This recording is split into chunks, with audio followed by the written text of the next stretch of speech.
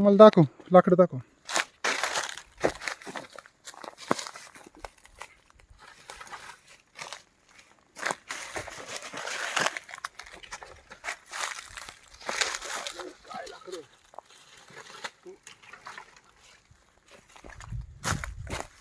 ही सगळी सागाची लाकडं आहेत ना? सगळा साग आहे.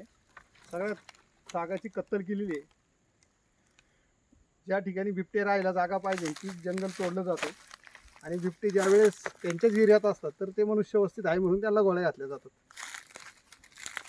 इकडं पण बरीच तोड झाली आहे. ही जी लाकडं आपण बघतोय सागाचे मेन बुंदे घेऊन गेले आणि जे सरपण राहिलं ते आता भामट्या चोरांसाठी राहिले असं म्हणायचं का? हो, हे मेन जे त्याचे बुंदे होते ते अक्षरशः कोणतीही परवानगी घेतली नाही आणि यामध्ये जे स्थानिक वन विभागाचे कर्मचारी आहेत हे याच्यामध्ये इन्व्हॉल्व आहेत. त्यामुळे हे सागाची लाकडं तोडणारे तस्कर आणि या ठिकाणचे लोकल जे वन कर्मचारी ह्या दोघांच्या संगनमताने ही सगळी जंगलतोड झाली. याच्यात कुठलीही परवानगी नाही तर यांच्यावर कोणत्याही परिस्थितीत गुन्हे दाखल झाले पाहिजेत. हे संघटित गुन्हेगार आहे असं म्हणायचं का? या ठिकाणी जर संपूर्ण जंगल जर आपण चेक केलं तर सगळी झाडं छोटी छोटी आहेत. वन विभागाने तर काय याच्या आधी लिलाव करून तोड केलेली नाही. मग ही झाडं गेली कुठं? वर्षानुवर्ष आहे ना, इथं झाडंच दिसत नाही.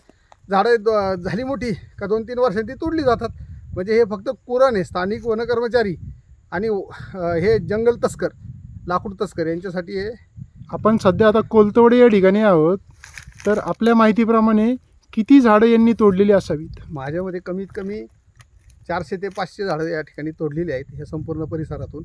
या ठिकाणी खाजगी झाडं तोडायच्या नावाखाली ते काय करतात, जंगल जो एरिया आहे वन विभागाची जागा आहे त्या पण ठिकाणी जातात.